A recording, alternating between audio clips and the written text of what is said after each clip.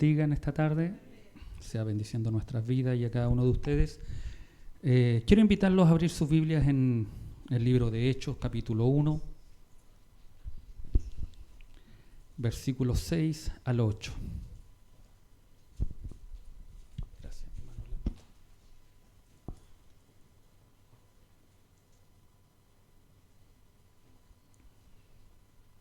Hechos, capítulo 1, versículos 6 al 8 le damos lectura en el nombre de nuestro Señor Jesucristo. Entonces los que se habían reunido le preguntaron diciendo: Señor, ¿restaurarás el reino a Israel en este tiempo? Y les dijo: no os toca a vosotros saber los tiempos o las sazones que el Padre puso en su sola potestad, pero recibiréis poder cuando haya venido sobre vosotros el Espíritu Santo, y me seréis testigo en Jerusalén, en toda Judea, en Samaria y hasta lo último de la tierra. Amén. Tome su asiento. Estos 3 versículos que hemos leído tienen estrecha relación con los 2 versos anteriores y no los podemos separar después de las pruebas convincentes de que había resucitado Jesucristo, que comió con ellos, con los discípulos, apareció a muchas personas y les enseñó durante 40 días del reino de Dios. Les dice que esperen la promesa del Padre, que no es otra cosa que la promesa del Espíritu Santo. Versículo 4 dice: y estando juntos les mandó que no se fueran de Jerusalén, sino que esperasen la promesa del Padre, la cual les dijo: oísteis de mí. Porque Juan ciertamente bautizó con agua, mas vosotros seréis bautizados con el Espíritu Santo dentro de no muchos días. Antes de continuar, quiero hacer un alto en el mandamiento que Cristo le hace a sus discípulos. Los mandan que no se fueran de Jerusalén y que esperasen. ¿Cuál importante es esto para nosotros los cristianos? O para los que dicen ser cristianos, obedecer a lo que Cristo dice. No sé si usted le da la importancia que tiene, pero para ese tiempo era importante lo que Jesucristo le había dicho a sus discípulos: esperen, aguarden. Es cierto que a lo mejor hoy no tenemos a Jesucristo físicamente, pero tenemos su palabra y tenemos el Espíritu Santo en nuestras vidas. Es triste ver que personas que dicen seguir a Jesucristo, amar a Dios, pero no lo obedecemos. Es más, a veces hay personas que dicen que ni siquiera hay que preguntarle todo a Dios, que actuemos nomás, que hagamos las cosas como nosotros pensamos o creamos que se pueden hacer, cuando la palabra nos dice y nos enseña que debemos esperar siempre la respuesta de Dios, que no debemos movernos a nuestro pensamiento, a lo que nosotros queremos, a nuestras emociones, sino que al contrario, debemos siempre esperar en el Señor. La Biblia nos enseña de que hay hombres que no esperaron. Su resultado fue nefasto. No nos podemos olvidar de Abraham y Sara. ¿Se recuerdan? Había una promesa hacia ellos. Pero ellos en un momento, Sara le dice: ¿sabes qué? Dios no ha respondido. Nos hizo una promesa hace más de 10 años y todavía no responde. Mejor allégate a mi concubina. Nació Ismael. Y usted sabe todos los problemas que eso ha provocado y produjo. Y aún después de eso la promesa vino. Otro que también no supo esperar fue Saúl. Iban a ir a la batalla. Samuel le dijo: espera. Pero Saúl no quiso esperar y hizo algo que no estaba permitido para los hombres comunes o para un rey. Él no era un hombre común, era el rey Saúl. Pero había algo que no estaba permitido que él podía hacer, que era ministrar y ofrecer holocausto a Dios. Eso solamente estaba permitido para los sacerdotes y le correspondía a Samuel realizarlo. Pero él no esperó, no supo esperar, y dice la Escritura que él llega y hace holocausto. Y después que terminó de hacer holocausto, llega Samuel y le dijo, ¿qué has hecho? ¿Por qué hiciste esto? Lo que no te está permitido, tú llegaste y lo hiciste. Y desde ese momento su reinado empezó a decaer. La gran mayoría de nuestros fracasos, de nuestros tropiezos, de nuestros desaciertos, han sido producto de no saber esperar. Analice su vida. Cuando hemos fracasado, cuando hemos tropezado, cuando hemos tenido desaciertos, cuando las cosas no nos han salido como nosotros hemos querido, ha sido porque no hemos sabido esperar en el Señor. No hemos adelantado, no hemos apurado. Y usted me puede decir, pero pastor, lloré al Señor y el Señor no me respondió nada. Una vez vino una hermana y me dijo, le pregunté, ¿está orando al Señor? Sí. ¿Y qué le ha dicho el Señor? Nada. Entonces no haga nada todavía. Pero pastor, ¿cómo puedo esperar? Yo quiero una respuesta ahora ya. Y a veces nos convertimos como Antena 3. ¿Usted ha visto ese canal Antena 3 TV? Que dice, llame ahora ya. Llame ya y va a tener esto y esto y esto otro. A veces queremos que Dios actúe de la misma forma con nuestras vidas. Queremos que Dios nos responda ahora ya, inmediato. Dame esto ahora ya, haz esto ahora ya. Cambia a mi esposa ahora ya, cambia a mi esposa ahora ya. Dame y respóndeme esto ahora ya. Y en el Señor, si uno ve la Escritura, nunca es ahora ya. Siempre el Señor nos manda a esperar. Amén. Y el Señor le manda a sus discípulos, dice, esperen. Así que, hermano, no nos desesperemos. Aprendamos a esperar en el Señor. Amén. Y seremos bendecidos. Amén. Maduraremos. Se hará la voluntad del Señor y no la nuestra. No bajo nuestras emociones o lo que nosotros queremos que se haga. En Lucas 24:49 dice, he aquí yo enviaré la promesa de mi Padre sobre vosotros, pero quedaos vosotros en la ciudad de Jerusalén hasta que seáis investidos de poder desde lo alto. Los discípulos habían oído a Jesús hablando del Espíritu a lo largo de su ministerio.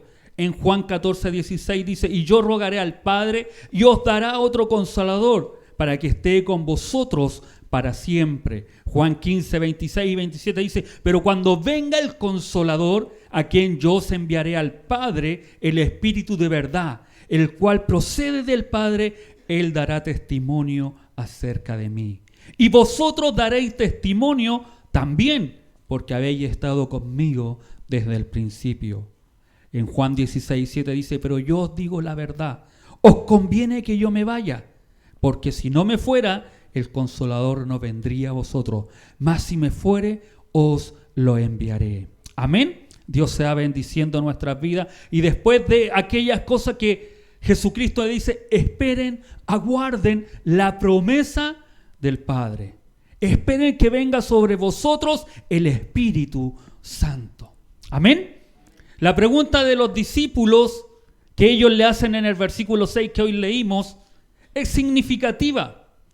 Dada la manera de pensar de los apóstoles, era muy natural que hiciesen o que hicieran esta pregunta. Porque otra cosa podía significar para ellos la orden de quedarse en Jerusalén y de esperar el bautismo del Espíritu Santo, sino que entonces llegaba el tiempo final, anunciado por los profetas con sus grandes dones destinados a la salvación. No nos olvidemos que ellos eran judíos y ellos esperaban que se manifestara la promesa que ellos habían oído desde el Antiguo Testamento. Ellos esperaban el Mesías. El Mesías se había manifestado. El Mesías había muerto. El Mesías había resucitado con poder. El Mesías estaba entre medio de ellos. Jesucristo estaba ahí. Entonces ellos, la pregunta que hacen no es distinta. ¿Restaurarás el reino de Israel en este tiempo? Después que durante 40 días Él los exhorta, les enseña sobre este reino, no era más que caber para ellos que podía restaurar. Se cumplía la promesa. Más aún cuando con Jesús resucitado era una señal de que ha empezado un nuevo tiempo. La profecía lo anunciaba. Durante los años de ministerio de Jesús, los discípulos se preguntaban continuamente sobre su reino. ¿Cuándo vendrá? ¿Cuándo sería su papel? ¿Cuándo se manifestaría hacia su pueblo? Desde el punto de vista tradicional, el Mesías sería un conquistador terrenal que libraría a Israel de Roma. Pero el reino al que se refería Jesús no era terrenal, sino que era uno espiritual, establecido en los corazones y vida de los creyentes. La presencia y el poder de Dios permanecen en los creyentes en la persona del Espíritu Santo. Ellos afirmaban su postura por lo dicho por el profeta Joel en 2:28, donde dice: y después de esto derramaré mi espíritu sobre toda carne, y profetizarán vuestros hijos y vuestras hijas, y vuestros ancianos soñarán sueños, y vuestros jóvenes verán visiones. Si hay que tener algo que aquellos discípulos pensaban que se iba a realizar, era la restauración del pueblo de Israel. Y sabe que a veces si uno lo ve ahora en el contexto de que tenemos nosotros toda la Escritura.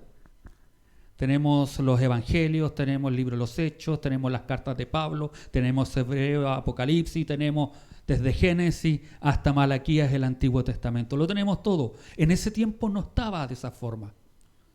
Lo único que se tenía en ese tiempo era la Septuaginta, que era los libros de los 70 o de los 70 que hicieron, el libro del Antiguo Testamento. Y era todo lo que ellos tenían. No tenían nada más. Entonces ellos pensaban que se iba a restaurar. Y se iba a restaurar de la forma en como se hacía en el tiempo de jueces. ¿Se recuerdan? Cuando venía el Espíritu, estamos hablando de la promesa, que era el Espíritu de Dios, que venía sobre los hombres y que les daba un poder como así como hoy nosotros tenemos a los superhéroes y decimos hasta Superman y con él no vamos a perder.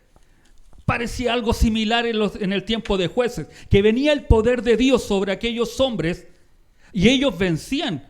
Sansón con una quijada de asno mató a más de 1000. Y venía el poder del Señor sobre ellos, donde con 300 hombres, con Gedeón, derrotaron un ejército, donde con Josué, con solo dar vueltas y obedecer a la voz de Dios, los muros de Jericó cayeron. Entonces cuando ellos, y Jesucristo le dice, va a venir sobre vosotros la promesa del Padre, ellos inmediatamente, rápidamente imaginaron, ¡wow! Ahora esperen estos romanos. Por eso le preguntan, ¿Jesús restaurarás en este tiempo? ¿Ya no seremos más esclavos? ¿Ya no pagaremos más impuestos a los romanos? ¿Ya nos librarás de esta mano? Que ellos lo que esperaban y querían. Con algunos reyes también fue de la misma forma como Dios actuó, que los libró. Cuando yo no se pensaba ya que no había liberación, venía a la mano el poder de Dios y los libraba. Ellos pensaron que iban a recibir ese poder. Ellos pensaron que de esa forma Dios iba a restaurar el pueblo de Israel. Los judíos esperaban que el Mesías, el ungido de Dios, ocupara el trono de David, que destruiría el gobierno romano y restablecería el reino de Israel. Salmos 2, Isaías 9, del 1 al 7, si usted lo quiere leer en su hogar.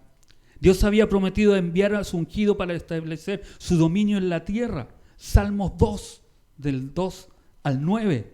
Y Daniel del 7 al 13, 14 dice, miraba yo en la visión de la noche, y he aquí con las nubes del cielo venía uno como hijo de hombre que vino hasta el anciano de día, y le hicieron acercarse delante de él, y le fue dado dominio, gloria y reino, para que todos los pueblos, naciones y lenguas le sirvieran. Su dominio es dominio eterno, que nunca pasará, y su reino uno que no será destruido. Ese era el pensamiento que tenían aquellos hombres. Esperaban a este Mesías que se había levantado de entre los muertos. este que había resucitado, este que estaba con ellos, este que les enseñó durante 40 días el reino de Dios, que tomara el poder. Y el poder no era para eso. No era en armas, sino que era un poder espiritual. Amén. Uno podría reflexionar y preguntarse, ¿para qué queremos el poder del Espíritu Santo en nuestras vidas? ¿Se ha hecho esa pregunta? ¿O se ha detenido a hacerse esa pregunta? ¿Para qué quiere usted el poder del Espíritu Santo? ¿Para hacer milagros? ¿Para que se sanen los enfermos? ¿Para qué quiere ese poder? ¿Para vengarse de aquellos que le hacen daño? ¿Y que el Señor los consuma a esos que se levantan en contra de usted? ¿Para qué queremos el poder del Espíritu Santo en nuestras vidas? ¿Para vencer las tentaciones? ¿Para aquel que a lo mejor ve pornografía y le cuesta dejarla? Apague la tele. No necesita el poder del Espíritu Santo para eso. Necesita tomar una decisión. Para el que roba, no necesita el poder del Espíritu Santo. Necesita que no estire más las manos. Para aquel que miente, para aquel que adultera, para aquel que fornica, no necesita el poder del Espíritu Santo. Necesitamos nacer de nuevo. Necesitamos cambiar. Necesitamos transformar nuestro corazón. Necesitamos decirle no a aquellas cosas que caemos tan fáciles. Amén. Jesús en su respuesta no presta atención a la idea del Mesías, pero sí a la pregunta sobre ahora. La respuesta de Jesús, que a vosotros no os ha tocado saber ni los tiempos ni las ocasiones, puede implicar que tal expectativa es correcta, aunque no nos corresponde saber el tiempo preciso. El discipulado no es sobre el conocimiento de los tiempos y fechas, sino sobre estar listo. En hecho, esto significa recibir el poder del Espíritu Santo y ser testigo. No es necesario que usted sepa cuándo va a venir el Señor o cómo va a hacerse. Lo importante es que cada día usted y yo debemos estar listos como si el Señor viniera hoy. Amén. Porque cuando nosotros sabemos o esperamos en el tiempo, muchas veces nos relajamos. Y lo podemos ver en cosas muy sencillas. Para nosotros normalmente, yo estoy estudiando y normalmente cuando estoy estudiando dejo como 2 o 3 días antes de los estudios para tomarlo aunque tengo toda la semana para hacerlo, lo dejo como 2 o 3 días antes para poder ver los libros o la materia que debo estudiar para poder hacer las tareas y responder. Si tengo todo el tiempo, normalmente nosotros dejamos para última hora las cosas. Tenemos una mala costumbre. Nunca estamos listos. De hecho, la semana pasada debía un examen y había recibido el WhatsApp que el examen me lo iban a tomar el día martes. Entonces yo el día lunes dije, no voy a estudiar el martes porque el martes me toman el examen. Y me llega un mensaje a las 7:30, era más o menos, a las 7:30 de la tarde, que el examen era el lunes. Que no he estudiado nada. Ni me pregunten cómo me fue. Un 2, dice el hermano Esteban. No sé si fue un 2, algo contesté, pero no. Porque dejé todo, dije, para el otro día. Porque tenemos la fecha dada. Por eso Jesucristo no nos da fecha. A Él no le importa la hora. Lo importante para usted y para mí es que yo debo estar listo hoy. Hoy debo estar a cuenta. Hoy debo estar imitando a Jesucristo. Hoy debo estar haciendo las cosas que Cristo me manda hacer. No mañana. Porque si sé que viene después de unos días, lo vamos a dejar ahí. ¿O no es así? Siempre dejamos las cosas para última hora. ¿O cuántas de ustedes nos dicen, el domingo voy a lavar? el domingo hago esto, el domingo, y en la semana, y llega el domingo, uy, se me pasó la hora. Bueno, el que pierde, o el que no voy a la iglesia porque me quedé haciendo esto otro. Y dejamos lo más importante, que no es ir a la iglesia, sino que es buscar de Dios para última hora. Amén.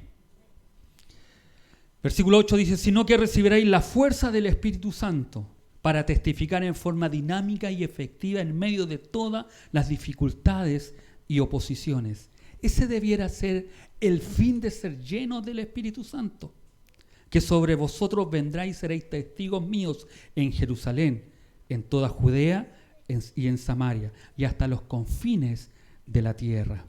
Los apóstoles, como testigos de Jesús, debían transmitir a los hombres el mensaje de Cristo. En la palabra testigos se refiere a todo lo que los apóstoles tienen que hacer en el nombre y por orden del Señor. No es hablar de nosotros, no es hablar de mí, no es hablar de usted, es hablar de Jesucristo. Amén. Los apóstoles han de desear lo que Jesús deseó, han de revelar lo que Jesús reveló. Al mismo tiempo se indica algo importante en este encargo de ser testigo. No solamente les será posible transmitir las enseñanzas e instrucciones de recibir a Jesús. ¿Sabe si hay algo que debe ser importantísimo? Que usted y yo no debo hacer lo que yo deseo, sino lo que Cristo desea. Debo pensar, actuar como Cristo actuaría. ¿Qué haría Cristo en mi lugar?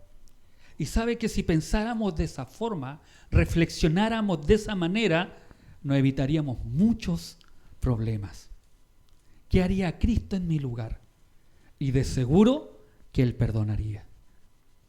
De seguro que Él actuaría de una forma diferente a la que yo estoy actuando. Y era lo que los discípulos debían realizar. Y esto me encanta porque en el libro de los Hechos aparece en una oportunidad que los fariseos de la época, las autoridades, le decían a aquellos discípulos, dejen de hablar de Jesucristo. Dejen de hablar de Él. Y no había cómo callarlos.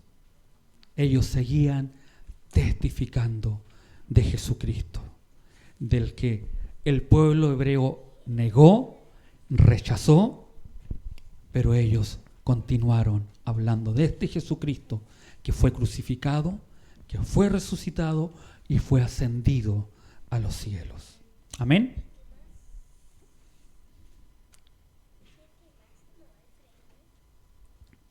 El versículo 8 tiene una importancia decisiva, ya que los apóstoles hayan de dar su testimonio con la fuerza que recibirán el Espíritu Santo cuando venga sobre ellos.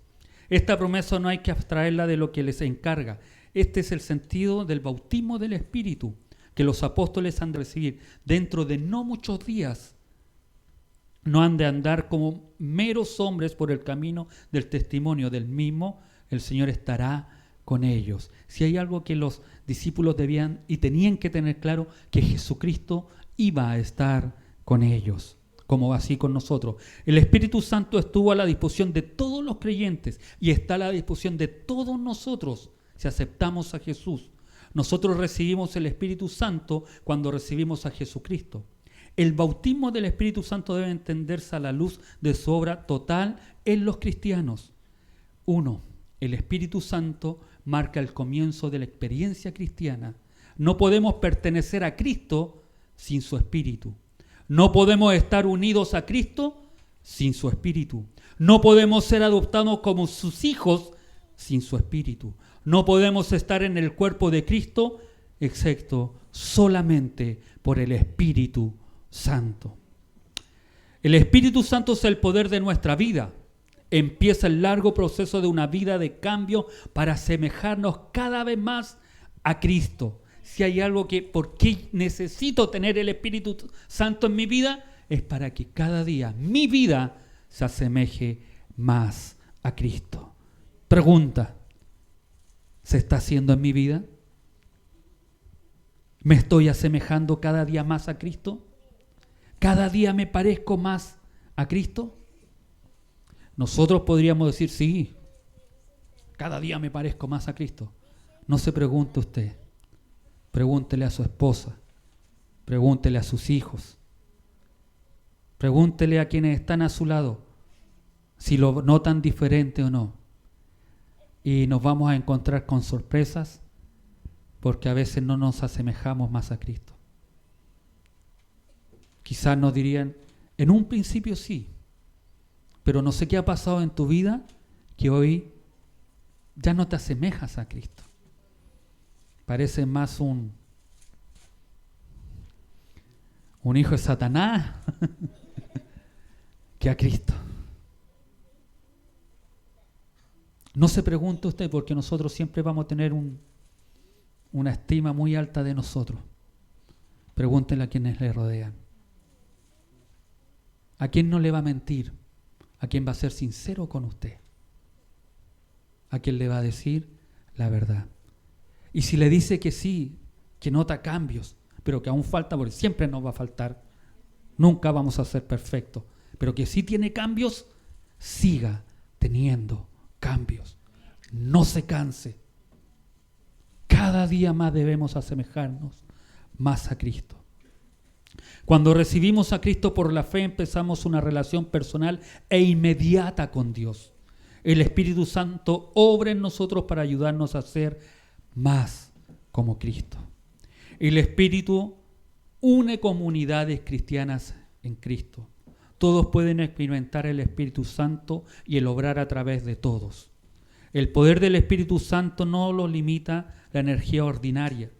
Involucra valor, entrega, confianza, conocimiento, habilidad y autoridad. Los discípulos necesitarían de todo esto para cumplir con su misión. Si usted cree en Jesucristo, puede experimentar el poder del Espíritu Santo en su vida. Jesucristo prometió a los apóstoles que recibirían el poder para ser testigos. Después que recibieran el Espíritu Santo, hay 3 cosas que se hacen en ese proceso. Recibieron el Espíritu Santo, les dio poder y fueron testigos con resultados extraordinarios. ¿Y por qué hablamos de resultados extraordinarios? No nos olvidemos que ellos eran 12. Y después de la primera predicación de Pedro, subieron a 3,000. Y en la segunda, 5,000. Y no solo eso, y esto me encanta, porque Jesucristo le dice, primero en Jerusalén. Y si usted lee el libro de los Hechos, en el capítulo 1 parten en Jerusalén, pero cuando termina el libro de los Hechos, ya están en Roma. Y no solo en Roma. Antes de pasar por Roma fueron a Colosa, fueron a Efesio, Antioquía, Frigia, Galacia, predicando la palabra del Señor. El Espíritu Santo, si hay algo que nos va a llenar y que nos va a dar, va a ser el poder de hablar de Jesucristo. No hablar de nosotros, no hablar de la iglesia, no hablar de una institución, sino que vamos a hablar de Jesucristo, de lo que Jesucristo hizo, lo que Jesucristo hace y la transformación que se debe tener por Cristo. El tener el Espíritu Santo en nuestra vida nos va a hacer cristocéntrico. No vamos a temer que nos rechacen. ¿Nos van a rechazar? Sí. ¿Se van a burlar? Sí. ¿Van a querer que se callen? Sí. Pero el poder del Espíritu Santo, la llenura del Espíritu Santo en nuestras vidas nos va a llevar a que no nos callemos, a que prediquemos, a que nos levantemos a predicar, a levantar la bandera de Cristo. No la bandera nuestra, sino que la bandera de Cristo. Y cuál importante es que el Espíritu Santo nos ayude a testificar de este Dios maravilloso. Si hay algo que hemos perdido o estamos más preocupados hoy, son de otras cosas más que de predicar de Jesucristo. Amén. Nos hemos preocupado de predicar de que Dios sanará tus problemas, te puede sanar, te puede dar esto, esto, otro, más que predicar de un Cristo vivo, de un Cristo que murió por nuestros pecados, por nuestras faltas. Hoy le tenemos miedo a la gente de lo que pueda decir o hacernos. A nuestras amistades, que no me van a mirar más, es que ya no me van a hablar más. Es más importante que ellos no te hablen a lo mejor que lo que diga Jesucristo de cada uno de nosotros. ¿Por qué callamos? ¿Por qué nos avergonzamos? ¿Por qué no fuimos capaces de decirles a ellos, a los seres que están a nuestro alrededor, que necesitan a Jesucristo, que necesitan la redención, que necesitan el perdón de sus pecados? Amén. El poder del Espíritu Santo a aquellos apóstoles, a aquellos discípulos, fue llenarlos de ese poder, de ese dinamis, de esa dinamita para no callarse, no para que hicieran obras. Las obras vinieron por el poder, las obras testificaron, pero no era para hacer obra, sino que era para que ellos no se callaran de este Jesucristo, para que lo predicaran y lo extendieran, no solo en Jerusalén. Y cuando ellos se quedaron en Jerusalén, dice la Escritura, cuando como que se habían acomodado, se levanta un perseguidor. Y mientras los persiguen, en Judea están pasando aflicción, en Jerusalén están pasando aflicción, y dice la Escritura que en Samaria estaban llenos de gozo porque estaban recibiendo el poder del Espíritu Santo, porque estaban convirtiéndose aquellas personas a Cristo. Mientras en Jerusalén eran oprimidos, en Samaria estaban llenos de gozo. Mientras más te persigan, mientras más te quieran oprimir y tú quieras predicar de Jesucristo, Dios empezará a llenar. Dios empezará a convertir. Dios empezará a llenar, no las iglesias, sino que su pueblo. Queremos que Cristo venga, pero no hemos conformado y no hemos callado. Nos hemos encerrado en nuestro metro cuadrado. La pregunta es, ¿cuántas veces a sus jefes le han predicado la palabra? ¿A cuántos hemos llegado con el mensaje de Cristo? Por eso necesitamos ser llenos de ese poder, llenos de la promesa del Padre, llenos para poder hablar a aquellos que se están perdiendo. Y si hay algo, me voy a adelantar, pero cuando Pablo llega, que fue el primero que los persiguió, después se convirtió, y después cuando llega a Efeso, bueno, nosotros a veces decimos, no, es que no le puedo hablar a mi familia porque son todos católicos. ¿Y sabe que Pablo llega a Efeso y le habla a los de Efeso? Y los de Efeso, ¿a quién adoraban? A Diana, de los Efesos. Y decían que no había una diosa más grande que ella. Y Pablo llega y le dice, ¿sabes qué? Esos no son dioses. Los que hacen con las manos, esos no son dioses. El único Dios verdadero es el que está arriba, es el creador de todas las cosas, el que no necesita una figura o una imagen para ser adorado, porque ya es adorado.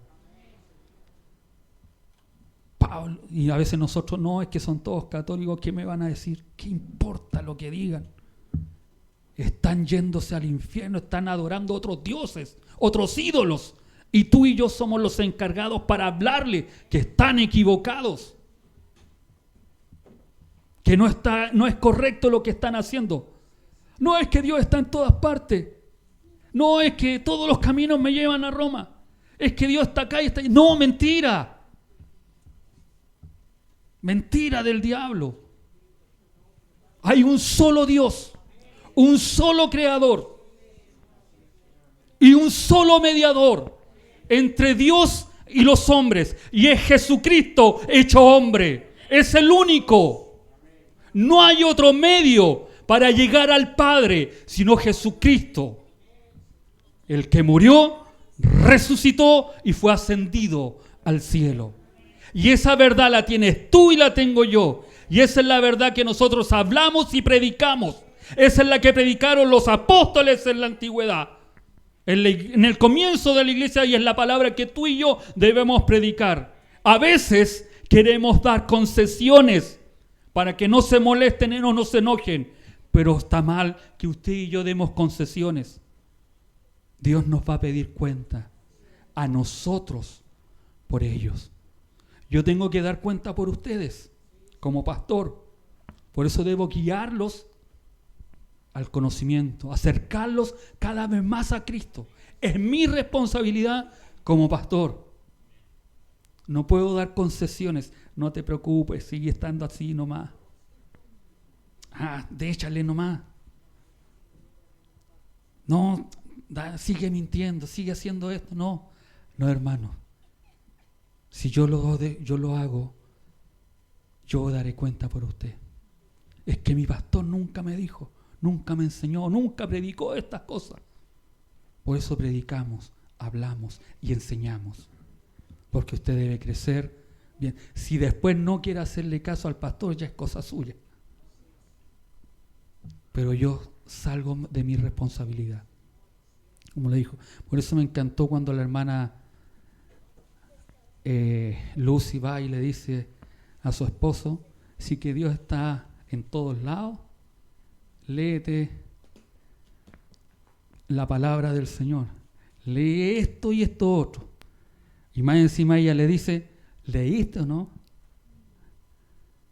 Le está enseñando qué es lo correcto. ¿Cuál es el verdadero Dios? Las tradiciones no nos salvan. Lo único que nos salva es Jesucristo. Amén. Póngase de pie, vamos a orar al Señor.